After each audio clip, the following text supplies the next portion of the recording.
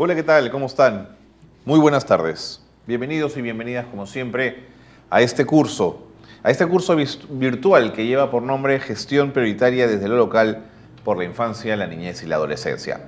Gracias por acompañarnos, gracias por estar con nosotros en este esfuerzo, por intentar llegar a todos los rincones del país con una propuesta que tiene que ver con fortalecer capacidades instaladas. Ese es el objetivo de este curso y estamos además muy contentos de que nos sigan los más de 2.500 participantes que se han inscrito en el curso y que por supuesto también sean parte de esta convocatoria algunos amigos que viven en el exterior del país y que también se suman todos los lunes a las 4 de la tarde, estamos en vivo, 4:04, que se sumen a esta convocatoria. Gracias por estar con nosotros, gracias por acompañarnos.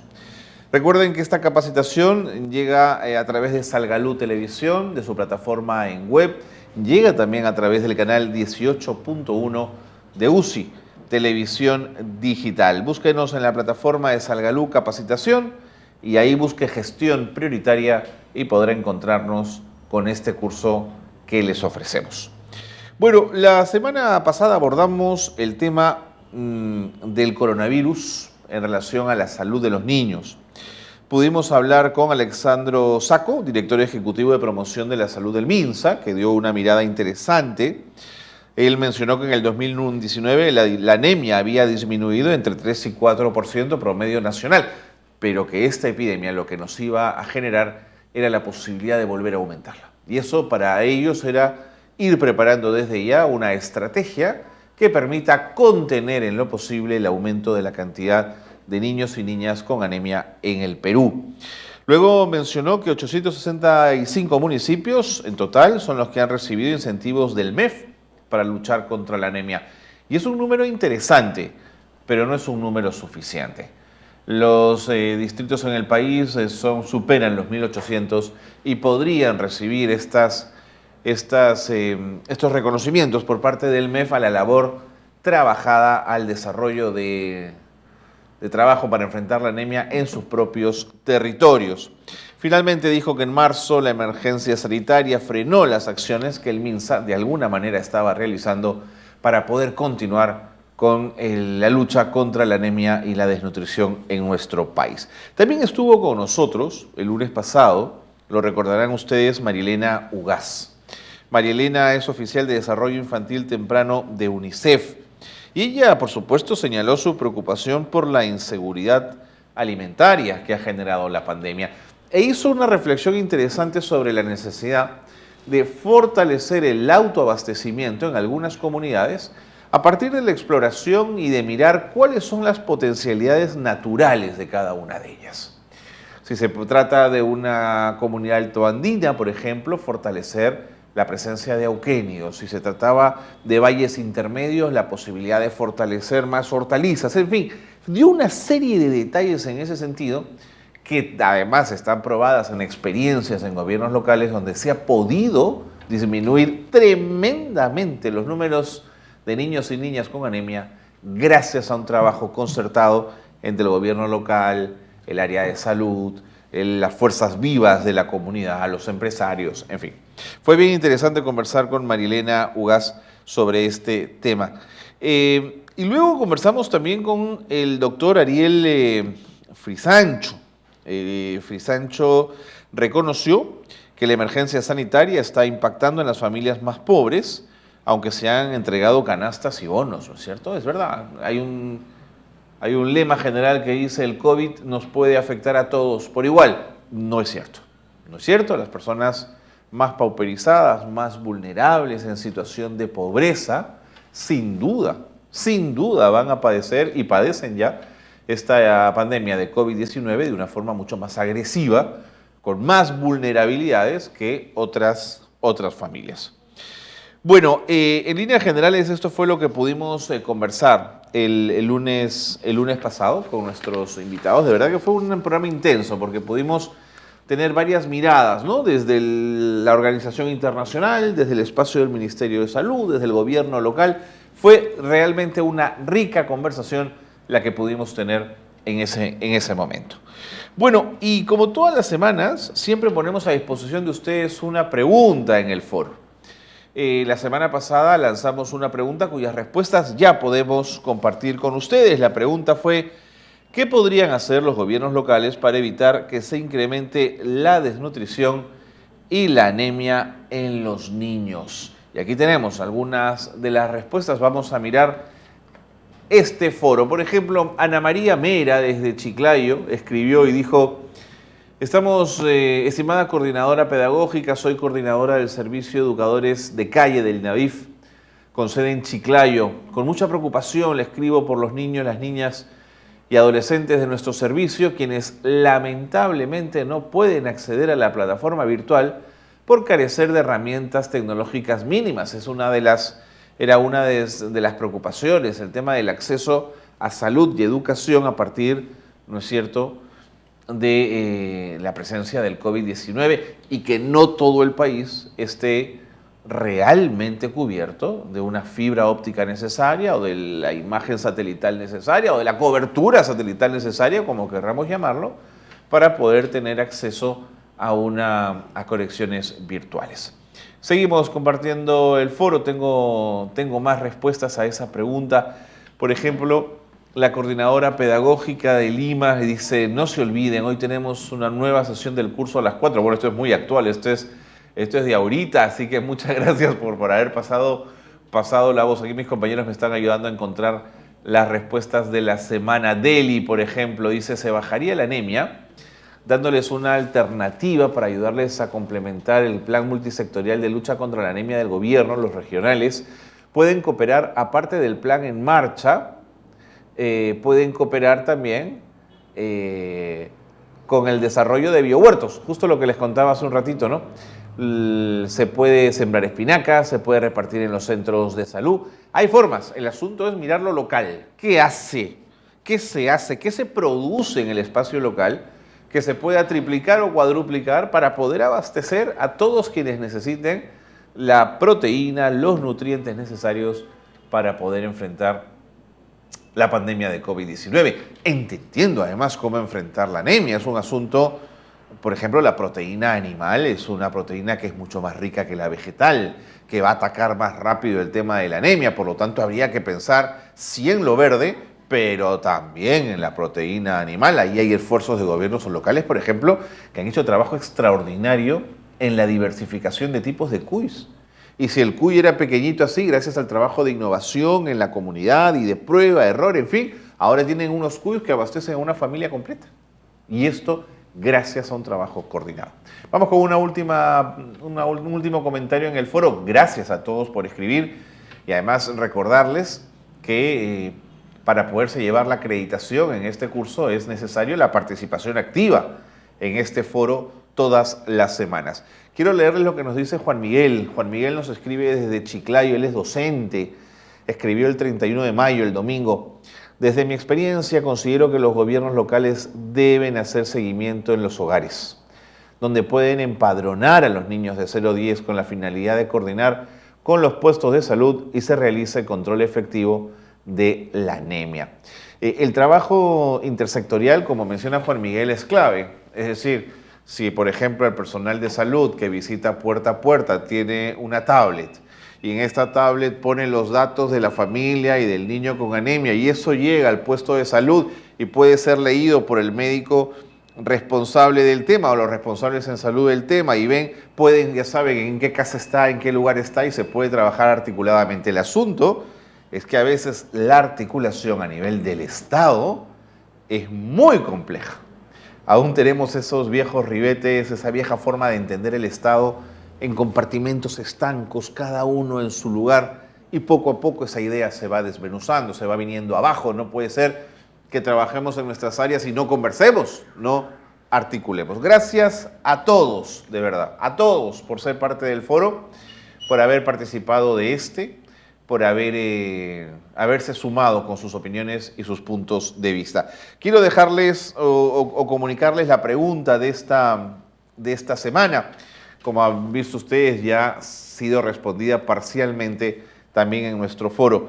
¿Cómo se desarrollan las actividades educativas en tu localidad? ¿Cuál es el medio que más usan los escolares? Les queremos dejar esta pregunta para trabajarla en la semana, para que sumen opiniones y miradas al foro y puedan de alguna manera compartir con nosotros sus puntos de vista. ¿Cómo se desarrollan las actividades educativas en tu localidad? Porque de eso vamos a hablar hoy, del derecho a la educación en el contexto de la emergencia. La estrategia Aprendo en Casa va a ser en este programa puesta a consideración y a mirada exhaustiva por nuestros invitados para que nos den una apreciación, una mirada de cómo están viendo que funciona la estrategia y qué éxitos podría obtenerse en el mediano y largo plazo, al mismo tiempo que las enormes dificultades que también tendrá. ¿Quiénes estarán con nosotros? Bueno, estará con nosotros Cecilia Ramírez. Se las voy a presentar personalmente después de la pausa. Cuando digo personalmente, siempre a través, por supuesto, de la vía virtual, porque es muy complicado reunirnos físicamente aquí en el set de Salgalú Televisión por el tema de la pandemia. Bueno, va a estar Cecilia Ramírez con nosotros. Ella es directora de Educación Básica Regular del Minedu. Sobre sus manos pesa buena parte de esta estrategia. Con ella vamos a conversar. Más adelante estaremos con una amiga de esta casa, con Gloria Helfer, ex ministra de Educación, experta en educación del Grupo Inversión en la Infancia y ex ministra de Educación. Como les digo, una mujer que se ha comido con zapatos y todo el tema de la educación en el Perú, que lo ha recorrido de punta a punta y que no habla desde un escritorio a la distancia, sino que habla desde la realidad misma, donde hay que estar y donde hay que atender tantísimas necesidades. Ellas dos serán parte de nuestros invitados el día de hoy en este programa, en esta edición de Gestión Prioritaria desde el Local por la Infancia, la Niñez y la Adolescencia. Son las 4:15, me tengo que ir a una pausa. Es una pausa breve, pero no se vaya, porque venimos en un instante con más aquí en el curso. Quédense con nosotros.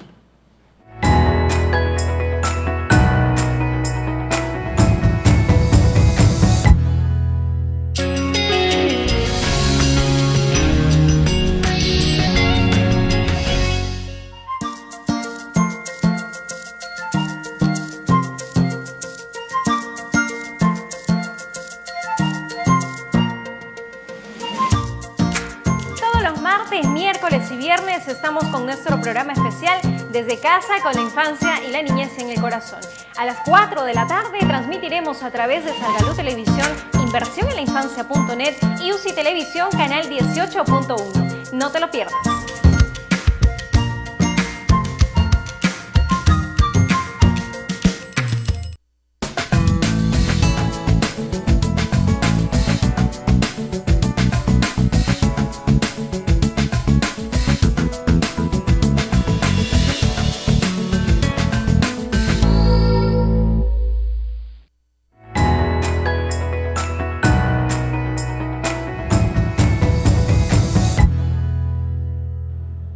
4 de la tarde con 16 minutos, seguimos en Gestión Prioritaria desde lo local por la infancia, niñez y adolescencia. Recuerden que este curso lo pueden ver ustedes en vivo todos los lunes de 4 a 5, pero lo pueden seguir, por supuesto, en todas las plataformas donde el curso queda colgado, queda archivado, para que puedan verlo en el momento que ustedes lo consideren necesario. Bueno, Cecilia Ramírez, directora de Educación Básica Regular del Minedu, está con nosotros. Vamos a hablar de la estrategia Aprendo en Casa, entre otras decisiones que se han tenido que tomar, además de forma todo muy rápido, porque esto nos cogió a todos muy de sorpresa y lo que va a tocar en algún momento es evaluar cómo, con cuándo, con qué indicadores. Cecilia, quiero agradecerte muchísimo que te hayas tomado el tiempo para estar con nosotros. Bienvenida al curso, gracias por acompañarnos. No, gracias a ustedes por la invitación al Ministerio de Educación. Nos encanta estar en espacios como este donde podemos compartir lo que se viene haciendo y sobre todo tener un feedback porque todos estamos en una misma línea y un mismo objetivo, ¿no? Gracias a Salvador también por la invitación. Cecilia, tengo entendido que tenemos una presentación, un PPT que quisiéramos que comiences por favor a detallarnos. Adelante para poder entender qué es lo que están haciendo en el Ministerio de Educación. Adelante. Bueno, en este contexto de la pandemia, varios servicios se han visto toda la vida, en realidad, de los peruanos y a nivel mundial se ha visto afectada en varios niveles, ¿no? Y uno de ellos tan importante es el tema de educación. El servicio educativo, y yo no sé si estamos mirando la presentación, ¿la pueden poner? La tenemos en pantalla. Bueno, como les decía, el contexto del aislamiento social, uno de los derechos y de los sectores que han sido más afectados es justamente también el de educación. No había la posibilidad en este contexto de aislamiento que los niños pudieran comenzar el servicio educativo. Y frente a esa necesidad de cómo hacemos que el servicio educativo continúe durante el año 2020, como tú dices, nos agarró a todos un poco de sorpresa, Así ¿no? es. Ha sido realmente un tema mundial que el Perú se vio también afectado y tampoco teníamos las condiciones adecuadas, ¿no? Pero el servicio educativo no podía parar. Y en esa medida es que en la mirada de poder seguir brindando este servicio a todos nuestros estudiantes es que comienza la idea de Aprendo en Casa, ¿no? La siguiente, por favor. La tenemos, las fases.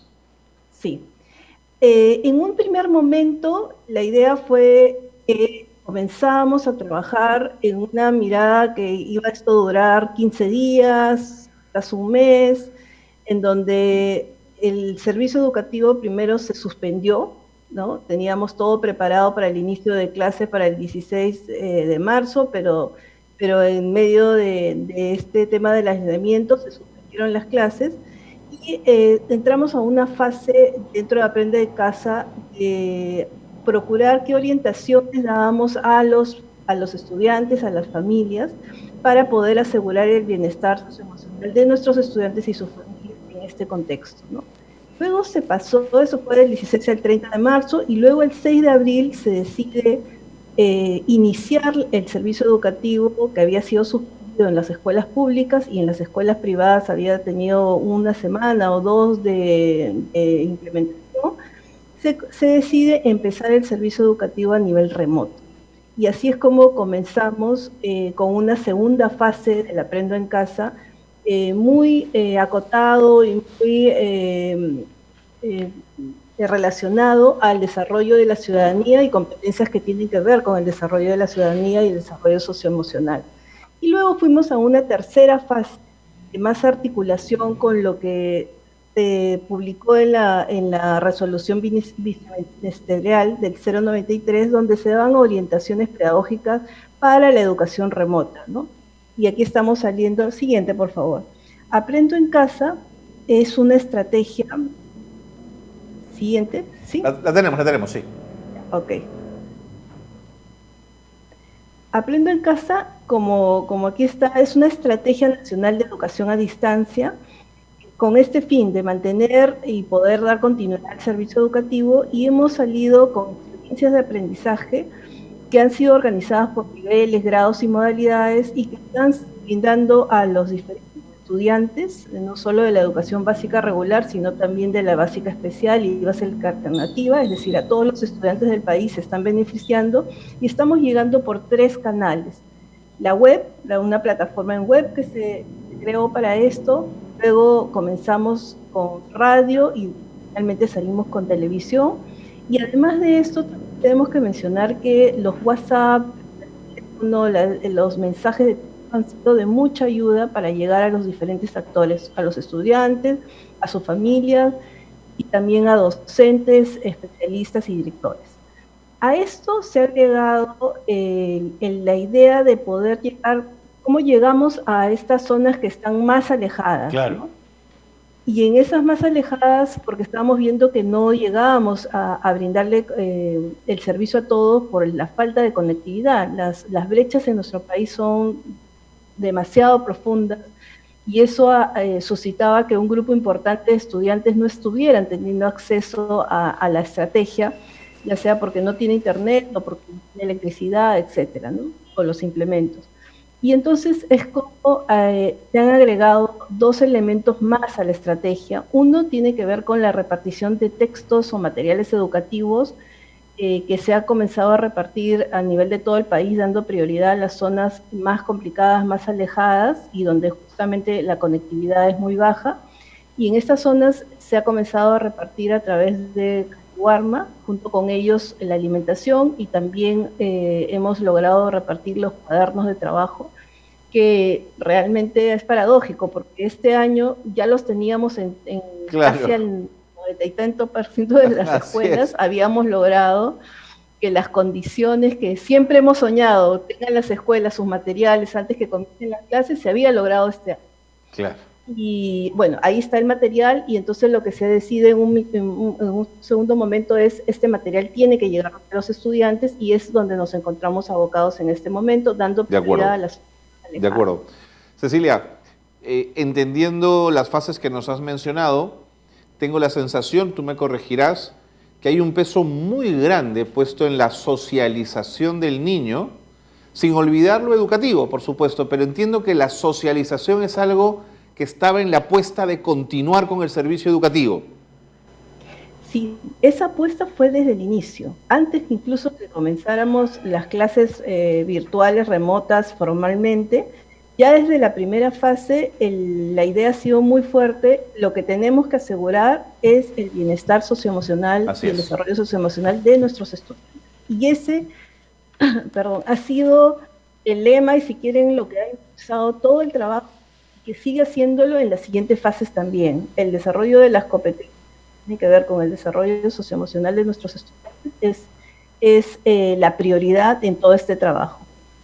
Cecilia, y en todo esto te has encontrado con un profesor, con un maestro plástico que se adaptó, que pudo entender la necesidad de cambiar, o has encontrado resistencias?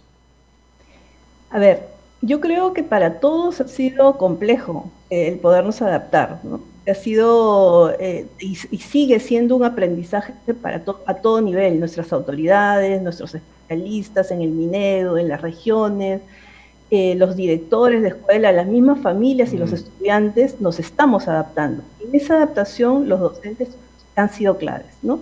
Si bien es cierto, el rol del docente en un inicio, y justamente estaba relacionado por cómo salíamos y el periodo que creímos en un momento que iba a alcanzar Aprendo en Casa, la idea fue tener un tiempo de vida, y era primero un mes, ¿no? Después dijimos, hagamos una programación cada 2 meses, y esto se ha seguido prolongando, ¿no? O sea, las cosas lamentablemente en el país no hemos logrado controlar los efectos de esta pandemia, y seguimos ahora en una situación en donde es muy probable que el resto del año sigamos necesitando la educación a distancia, ¿no? O sea, ahorita Aprendo en Casa se ha convertido, y ahí el rol del docente también ha ido cambiando. Inicialmente el rol del docente era conéctense con las familias, con sus estudiantes, miren cómo están, denles todo este soporte socioemocional, ¿no? Luego fórmenles, estimúlenlos a que se conecten, Aprendo en Casa, y comencemos a aprovecharlo. Luego fue retroalimenta a tus estudiantes, que ahora es básico y es una siguiente fase para el rol del docente. Y en este momento ya estamos en una siguiente donde decimos al profesor, no solo hagas lo que Aprendo en Casa y lo que está ahí, sino tú ahora, profesor, puedes planificar a partir de lo que te damos en Aprendo en Casa, y compleméntalo, diversifícalo, contextualiza según las necesidades de tu grupo de estudiantes. Entonces ahí el docente, de verdad tenemos muestras desde el primer día, las fotos han sido públicas y creo que las fotos hablan de cómo los docentes también, así como las familias y los estudiantes, los docentes también han usado toda su creatividad y la siguen utilizando para realmente adaptarse y dar un mejor servicio a sus estudiantes, ¿no? Han visto las maneras de cómo, incluso cosas como tener un espacio en su casa para adaptar como su aula de clases, ¿no? Han sido miles de las buenas prácticas que estamos recogiendo de nuestros docentes, que están realmente cada vez conectados a cómo hacen que sus estudiantes sigan aprendiendo. De acuerdo. Cecilia, me queda un minuto. No quería que se me pase esto. Sin embargo, esto como nos agarró de sorpresa, y siempre con una mirada positiva, Cecilia, quizás es una gran oportunidad para ese gran ensayo sobre la educación remota que nos pueda servir para el futuro, sobre todo en las zonas más alejadas de nuestro país, pensando en que quizás este proceso de pandemias se pueda repetir en el tiempo, ¿no es cierto? Y en eso me preguntaba, y cierro con esto, es cómo vas a medir el impacto de esta educación remota, cómo vas a decir, funcionó. Sí, totalmente de acuerdo contigo. Creo que esta es una oportunidad como país y eso lo estamos viviendo todos los días en el Ministerio de Educación y en el país, en el sector de educación, cómo se ha abierto una oportunidad para que algunas cosas que nos demoraban más tiempo, eran más complicadas, los procesos se han acelerado porque realmente desde el primer día hemos tenido, por ejemplo, muchos aliados que han sumado a esto. Y en el tema virtual, que es un tema que realmente el país ha avanzado poco, es una oportunidad ahorita por la necesidad.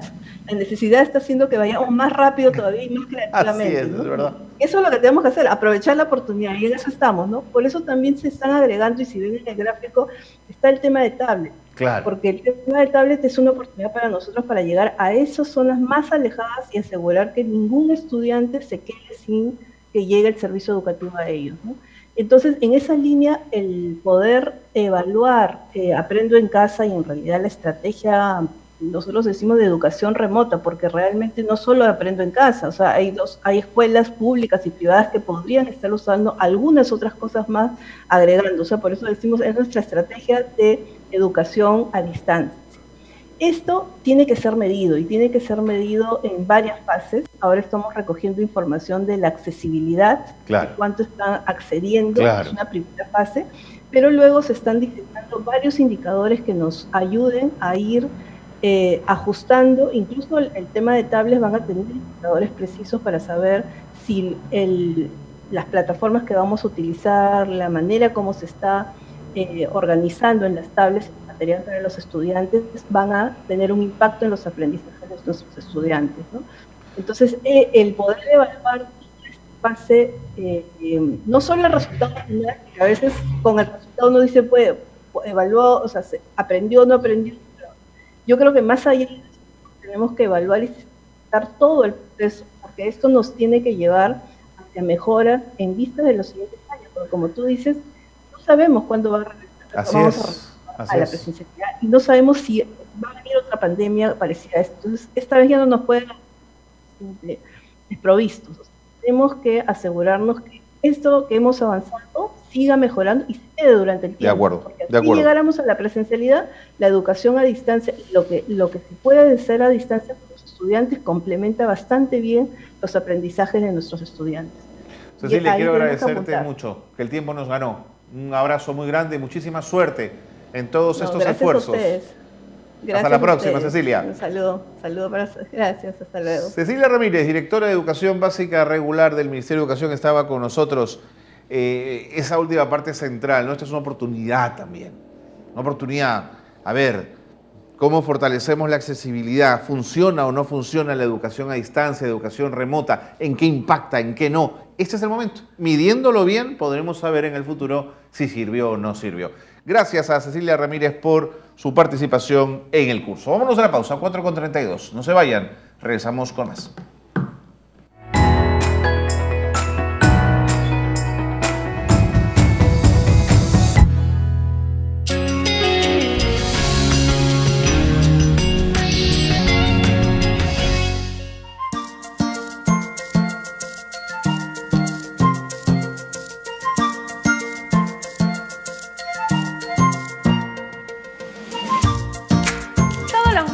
Miércoles y viernes estamos con nuestro programa especial Desde Casa con la Infancia y la Niñez en el Corazón.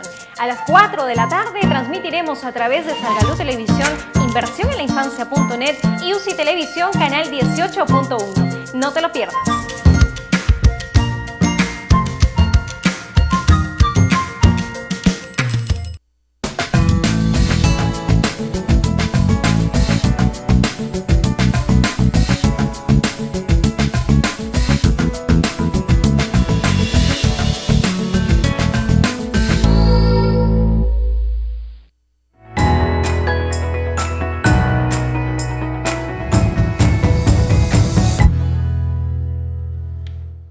Con 33, estamos en vivo, estamos a través de la señal de Salgalú Televisión llevándoles a ustedes este curso que lleva por nombre Gestión Prioritaria desde lo local por la infancia, la niñez y la adolescencia.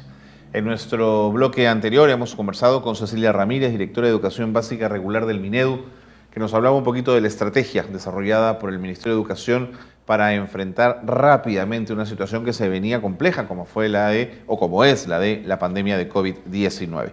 Cecilia ha estado con nosotros y nos ha dado estos alcances, nos mostró un PowerPoint muy interesante que, si usted quiere revisar, estará al final del programa a su disposición, por supuesto, en las plataformas correspondientes. Bueno, nos metemos en otros asuntos, el derecho a la educación en el contexto de la emergencia. No, es que como hay pandemia, la educación se detiene. No, un momentito. Eso es un derecho.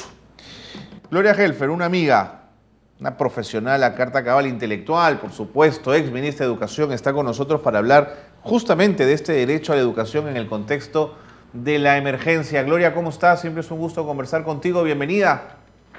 Muchísimas gracias, Carlos. Aquí estamos nuevamente en momentos bien complicados, pero ahí tratando de poner el hombro desde inversión en la infancia. No arredramos, Gloria. Tengo entendido que hay una pequeña presentación a tu cargo, por favor, comienza. Sí, no, mira, lo que yo quería era primero ubicar, pero siempre en diálogo contigo, Carlos, no hay ninguna presentación así especial, ¿no? De acuerdo.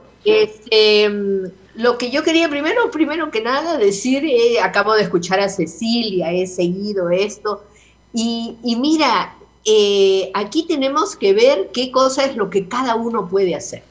No debe ser nada fácil estar en el Ministerio de Educación en este momento, Dios mío, con una cosa pero que ninguno de nosotros controlaba, ni imaginaba. Así es. Entonces, aquí lo que tenemos que ver es cuántas más gente podemos aportar algo. Entonces, todo lo que vamos a conversar ahora y que hemos venido trabajando desde abajo, como siempre, con los maestros, con las comunidades, y que han sido propuestas que hemos llevado para lo de anemia y desnutrición, pero que jamás para esas movilizaciones, pero que jamás las imaginábamos solamente para un problema nutricional, digamos, ¿no? La alimentación de los niños, sacarlos, arrancharlos de la anemia y de la desnutrición, sino que lo pensábamos siempre muy integralmente, o sea, lo pensábamos que era la infancia, eran nuestros niños, nuestras niñas, y una autoridad visible, con liderazgo, nítida, local, territorial, operando en un territorio atendiendo a sus niños desde todos los aspectos. Uno de esos era desde la escuela. Claro.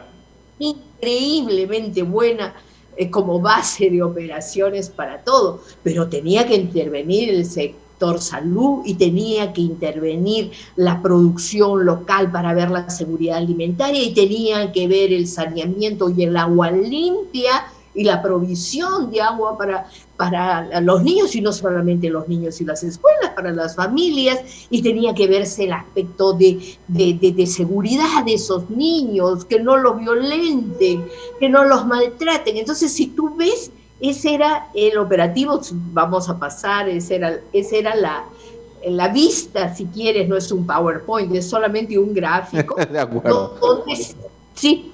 Si lo pones, lo podemos ver. Sí, mis compañeros lo van a poner en pantalla. Puedes ir avanzando. Claro. Entonces, la idea era que, por eso el gráfico lo muestra bonito, porque en el centro tienes a los niños. Claro. Y todo el Estado, ¿no? En sus diferentes niveles, pero comenzando por los gobernantes locales, interviniendo para atender lo que los niños necesitan. Esa es la entrada principal. Hoy día eso cobra una vigencia, una necesidad indispensable. Entonces, si se cumplen los derechos de los niños, es los derechos a vivir, los derechos a educarse, los derechos a estar sano y a estar cuidado y a estar atendido. Entonces, lo que hemos visto nosotros en esto y que en estos meses ya, y que Cecilia ha descrito muy bien, es primero un enorme desconcierto. Arrancaron, educación a distancia, lo que se tenía, empezaron los programas, producciones nacionales, en fin, un montón de cosas, una movilización muy interesante. Los profesores, oigan ustedes, en una disposición increíble, aprendiendo a paso de polka, a una velocidad extraordinaria, metiéndose en lo que nunca habían estado, pues, en todo lo que es el manejo de los medios, y entonces ahora tienes que manejan YouTube, manejan no solamente la comunicación a través del WhatsApp, Internet, y todo eso ha sido aprendizaje. Hemos hecho un periodo donde quizás la forma de defender el derecho era primero contactarlos a todos, que ninguno se nos quedara fuera. Claro, claro. Hoy día tenemos algunos que están fuera y que no se les está cumpliendo su derecho, porque los derechos no son teorías o conceptos, esos son realidades. Son niños que hasta ahora con ellos no llegamos, y a eso me quiero referir yo después, Carlos, si tú me permites. Entonces, luego de ese periodo ha habido una cosa como que ya empezaban a manejar y ya entraron programas muy bonitos y ya algunos en la casa, las familias se organizaban de otra manera, pero también han venido las realidades. Claro. Y ahí, para que se cumpla el derecho de los niños, también tiene que cumplirse el derecho de los profesores, porque ha venido lo que es la realidad. Y entonces, por ejemplo, en este momento hay una sensación de los maestros que yo estoy cuidando mucho, porque los maestros somos los maestros, los más grandes aliados. Es decir, si los maestros están de este lado, si están del lado de las familias, están al lado de los niños, están al lado de este gobierno que necesita muchísimo quien opere en el terreno. Entonces, ahí la ha pasado toda una serie de cosas, y es que había una serie de pedidos a los maestros, y el maestro decía, oye, ¿a qué me dedico? ¿A dar informes o a atender a los niños? Y entonces, eso es una realidad, la están solucionando, todavía no totalmente, pero están reaccionando en el ministerio felizmente y a tiempo, porque ya la cosa es desbordada. Otro, gasta su internet, gasta su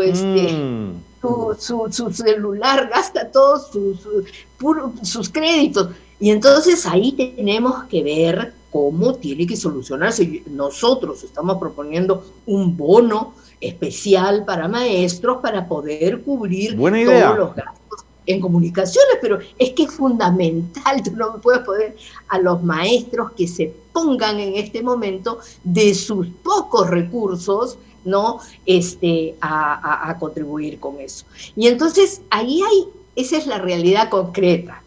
Pero si tú me permites, Carlos, ya vemos que es complejo, y por eso me gustó mucho lo que escuché de Cecilia hace un ratito, cuando ella decía, exactamente lo que decía, es que ahora se le entrega al maestro que tiene que planificar, complementar, diversificar. Eso es bueno, eso es darle autonomía, reconocerlo como profesional, pero eso supone una gestión de la confianza. Claro. Supone que hagas confianza a tus maestros para decirles, miren, confiamos en ustedes, operen, después nos informan, ¿no? Menos informes y más cosas concretas. La cosa es que los chicos estén bien, que estén aprendiendo no solamente programación, sino de lo que están viviendo. Y entonces yo creo que ahí hay cosas que tenemos que rescatar y que son de una riqueza inmensa, pero que esa actitud de flexibilidad por parte del Ministerio de Educación tenemos que alentarla, tenemos que reforzarla, porque es la que va a permitir que los maestros tengan esa autonomía que necesitan. Gloria, al inicio de la pandemia hubo quienes dijeron que este era un año perdido en educación, que la verdad es que había que tirar la toalla. No es un año perdido, para nada. Es un año que, primero, que depende de cómo entiendes perdido, pero yo creo que es un año ganado en un montón de cosas, si te las puedo enumerar. Dale, Gloria. Con todo gusto. Primero lo que hablábamos un rato, Así de es. repente entramos con un nuevo medio, y que es un medio bueno, que no quiere decir que después que ya se controle la pandemia, entonces vamos a regresar a la presencial y vamos a dejar la educación remota. No, tiene que complementarse, es sumar un nuevo medio para el aprendizaje de los estudiantes. Segundo, mira, lo que ha ocurrido de relación entre los maestros y las familias es extraordinario. Nos han permitido entrar en sus casas. Hemos visto, se ha hecho alianza en este momento entre padres y maestros, porque si no, no funciona. Y eso va a llevarnos a que recuperemos algo, porque eso es algo que siempre ha habido y que se estaba perdiendo. No voy a explicar por qué, porque ya me voy a meter en otra cosa. Pero es la relación de la escuela con la comunidad. Y estoy hablando de las comunidades campesinas, estoy hablando de las comunidades nativas, pero estoy hablando de las comunidades en los barrios, en los distritos, en las ciudades, donde la escuela tiene que estar en estrecha relación. Imagínate tú, Carlos, imaginen los que nos escuchan, esta pandemia va a pasar y ya dentro de 3 meses vamos a estar... No, tenemos que imaginar cómo vamos a vivir de aquí en adelante. Y eso va a necesitar comunidades muy organizadas. Pregúntense ustedes, ¿qué sitios son los donde menos ha entrado la pandemia? Donde la comunidad está organizada. Pero nítido, en el momento de que hay buena gestión y hay comunidad organizada, no entran. Miren Cajamarca, miren en Huancavelica, los sitios en Ayacucho, sí, en el sur, es decir, en donde hay comunidad organizada, no entra la pandemia. ¿Por qué? Porque hay control. Imagínense ustedes si nosotros podemos hacer el estrecho lazo entre la escuela y la comunidad, porque a la escuela no solamente es vienen tus niños, yo les enseño matemáticas, geografía, literatura y qué sé yo más, sino que vean cómo otra manera de vivir, otra manera de relacionarse. Estamos desarrollando la solidaridad, estamos relacionando y el cuidado de los que más necesitan. Vamos a potenciar los servicios de salud, pero esos servicios de salud tienen que estar vinculados con la educación. Entonces yo creo que estamos ganando muchísimas cosas, pero tenemos que saber apreciar. Claro. Esto mismo que hemos visto de los maestros. Si nosotros lográramos conseguir una mayor participación y autonomía de los maestros que se han organizado en redes, han surgido redes por todo sitio, redes de maestros espontáneas, ¿eh? Imagínate tú estos maestros organizados en redes, intercambiando sus saberes, sus conocimientos, sus descubrimientos, sus materiales, las cosas que ellos tienen para ofrecer. Sería pero lindísimo que pudiéramos recoger. De acuerdo. Gloria, me queda un minuto. La reflexión final, por favor. Como siempre, sí podemos, sí lo vamos a hacer, y lo vamos a hacer porque somos capaces de confiar unos en otros, porque estamos dispuestos, porque los niños nos motivan, porque son nuestros estudiantes, nuestras niñas, nuestros niños, nuestros adolescentes, la razón de ser, y eso se ha demostrado hoy día más que nunca. Yo creo que mi conclusión es siempre optimista, porque tenemos una población que es capaz de responder. Así como hacen sonceras, también tienen una capacidad extraordinaria de responder. Gloria Helfer, siempre es grato conversar contigo, refrescante, permanentemente. Un abrazo muy grande y cuídate, por favor. Un abrazo para ti, de todas maneras. Gran abrazo, buena suerte. Gloria Helfer ha estado con nosotros en el programa, exministra de Educación, especialista en educación, que tiene siempre esa mirada positiva y de revalorización del docente y del maestro tan en la piel, que es muy rico tenerla en un curso como este. 4:48, nos vamos a la pausa, pero no se vayan, venimos con más entrevistas, con mucho más en este curso, Gestión Prioritaria, no se vayan.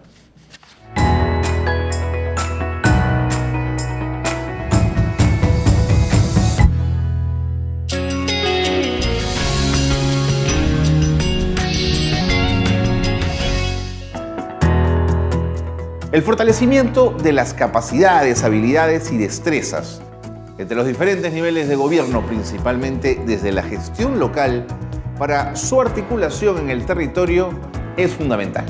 Por esta razón, y con el objetivo de contribuir en la promoción de la articulación y la implementación de una agenda de gobernabilidad, es que desarrollaremos el curso virtual Gestión Prioritaria desde lo local por la infancia, la niñez y la adolescencia.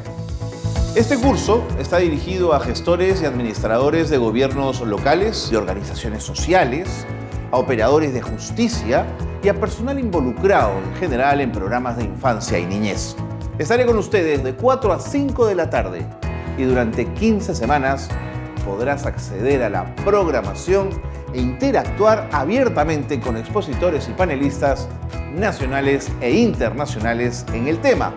Esto a través de tus preguntas, por supuesto, las cuales podrán ser enviadas por el chat en vivo o en el foro de debate. Sé parte de este programa virtual de inducción en la plataforma virtual www.salgalucapacitacion.com/gestión prioritaria.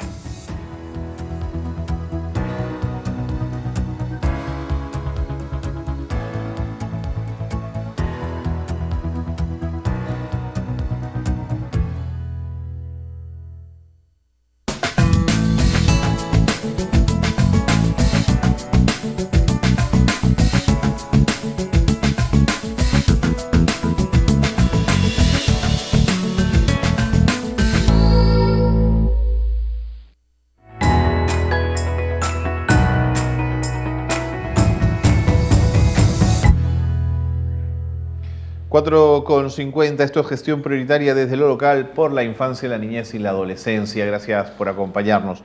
Bueno, en un programa que ha llevado por nombre, en el capítulo de este curso que ha llevado por nombre el derecho a la educación en el contexto de la emergencia, pues es clave conversar y escuchar a los maestros.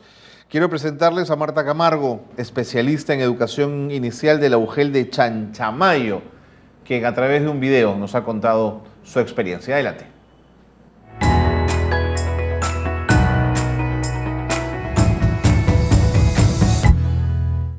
Mira, en nuestro GEL estamos haciendo grandes esfuerzos, sobre todo para llegar a las familias que integran y son parte del equipo de los PRONOIS, tanto del primer como del segundo ciclo. Estamos haciendo esfuerzos muy grandes porque sabemos que Chanchamayo es una zona rural.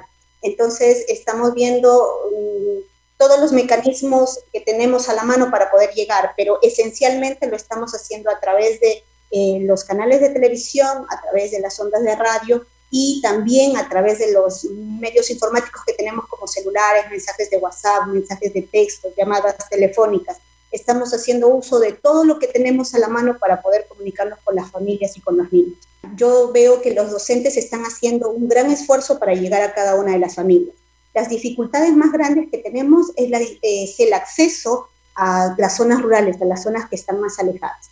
Te comento un poquito nada más. En el caso de los PRONOIS, tenemos la mayoría de los PRONOIS de segundo ciclo en zonas urbanas en donde no tenemos señales de internet y la señal de teléfono llega a determinados lugares. Entonces, para eso estamos viendo qué podemos hacerlo a través y queremos llegar a través de la radio, pero a veces también las señales de radio no llegan a esos lugares.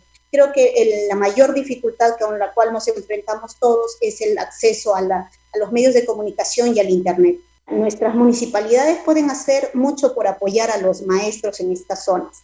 En algunos municipios pequeñitos, ellos están contratando las radios de la zona, de la periferia, y están pagando el espacio para poder hacer la transmisión de los programas radiales. Pero es un esfuerzo que es muy, muy corto, pero lo estamos teniendo. Yo pienso que de manera conjunta deben unirse todos para que a nivel de las provincias más grandes, a nivel de los distritos más grandes, podamos hacer efectivo el hecho de que todos los niños y niñas estén conectados por cualquiera de los medios que puedan tener a su alcance, ¿no? Para poder hablarte de una medida en función a la conectividad de nuestros niños, todavía no podemos tener esa medida porque al inicio hemos tenido una cantidad. Luego, en este proceso ha ido también bajando un poquito porque en esta zona estamos en plena cosecha de café.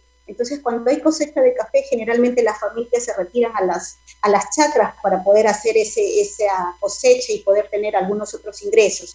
Pienso yo que la medida exacta la vamos a tener terminado todo este proceso para estar claros y seguros de a cuántos estamos llegando. Yo pienso que sí, todos esos factores han influido mucho para que no puedan, todos los niños que teníamos antes no puedan estar conectados y obviamente no puedan recibir, no puedan tener el acceso a los programas y a las estrategias que estamos adaptando ahora, ¿no?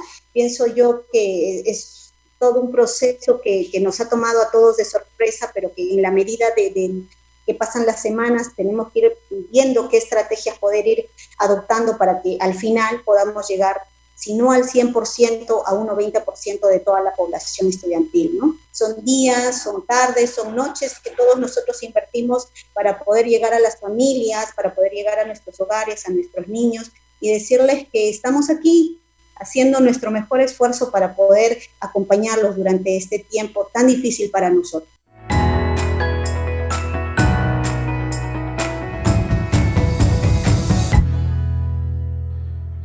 Era Marta Camargo, ya la escuchaban ustedes. Ella es especialista de educación inicial de la UGEL de Chanchamayo y nos comentaba sobre cómo se están haciendo los esfuerzos para poder organizar a los chicos en relación a esta pandemia. Vamos ahora a escuchar a Miguel Saavedra, docente de la institución educativa 11516 de Chiclayo, del distrito de Tumán, que también comenta de los esfuerzos que están haciendo allí.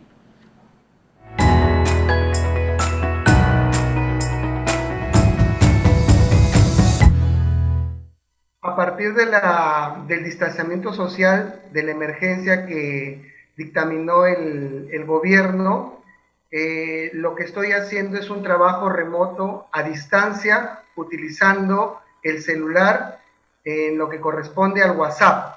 Una vez que ya están dentro digamos, confirmando su participación, empezamos con ciertas preguntas introductorias a la temática. Los chicos responden, me escriben, me graban audios y yo les voy contestando y vamos haciendo una interacción de ida y de venida.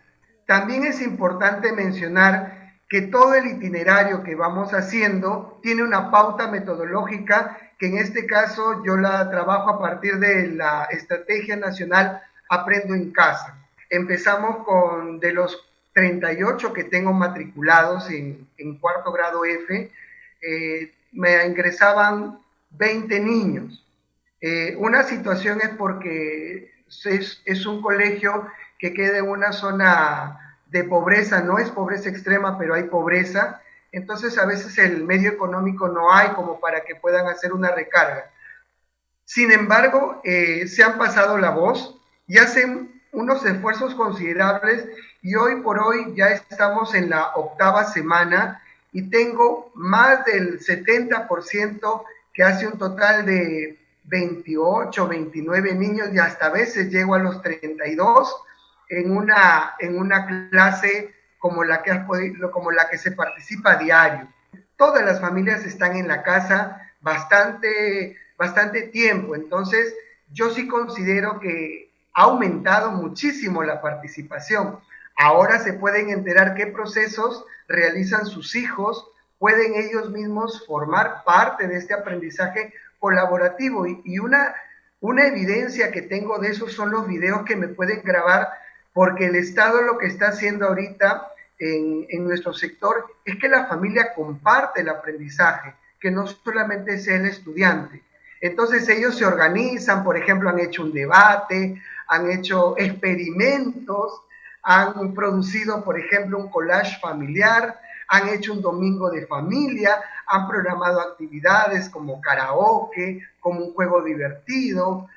Desde mi experiencia en este tiempo de la emergencia nacional como docente, quiero dirigirme a todos los colegas de los 3 niveles y de las diferentes formas de llevar la educación en Perú, que no se desanimen, que nunca es tarde, que los estudiantes siempre están esperando aunque sea una llamada del docente, aunque no podamos hacer una clase, simplemente con escucharlos ya estamos haciendo un trabajo de mejora en estos tiempos de emergencia.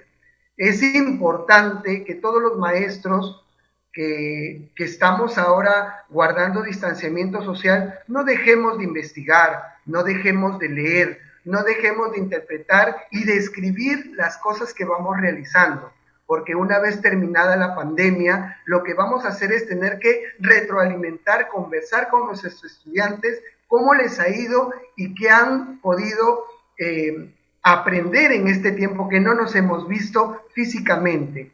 A los padres, recomendarles muchísimo la paciencia, la tolerancia. No es presionar a los niños para que aprendan, porque si no el cerebro tampoco quiere. Lo ideal es que haya alegría, que haya compartir. Y si algo que no saben, al toque, llamen por celular al docente y el docente con mucho gusto sabrá responderles con bastante criterio, porque ahora quienes están haciendo el trabajo de retroalimentación y de aprendizaje es coordinado, es en conjunto, ya no es solamente el docente. Esa es mi sugerencia, y que nada, sigamos con el distanciamiento social, que es la única forma ahora de podernos proteger y cuidar nuestra salud.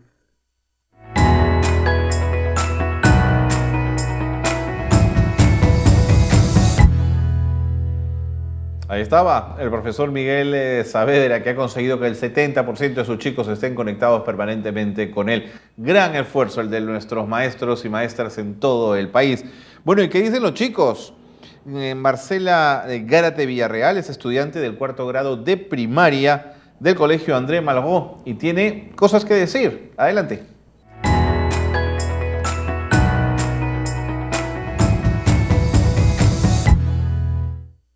Hola, me llamo Marcela Rafaela Gárate Villarreal y estudio en 4º grado de primaria.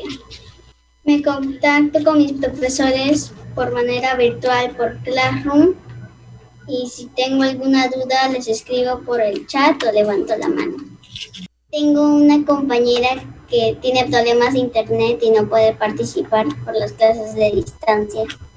Yo me siento tranquila por las clases virtuales y a distancia. A mí me gusta más estar en el colegio que hacer las clases por manera virtual porque puedo jugar con mis amigos y amigas.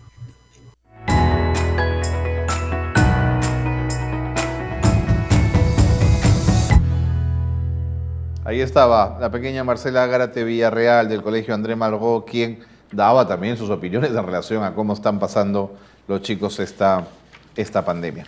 Bueno, gracias a todos por haber estado con nosotros. El tiempo ha volado, son las 5:01. Les repito la pregunta de nuestro foro, no lo olviden: ¿cómo se desarrollan las actividades educativas en tu localidad? ¿Cuál es el medio que más usan los escolares? Recuerden que los inscritos en el curso, para conseguir la acreditación correspondiente, necesitan participar de este foro. Gracias a Dispurs, a World Vision, a Save the Children, a la FARPE, Acción por los Niños, a Inversión por la Infancia, a la Fundación Bernard Van Leer de Holanda, al Ministerio de la Mujer, a Salgalú Comunicación, que nos acerca por hacer posible este curso.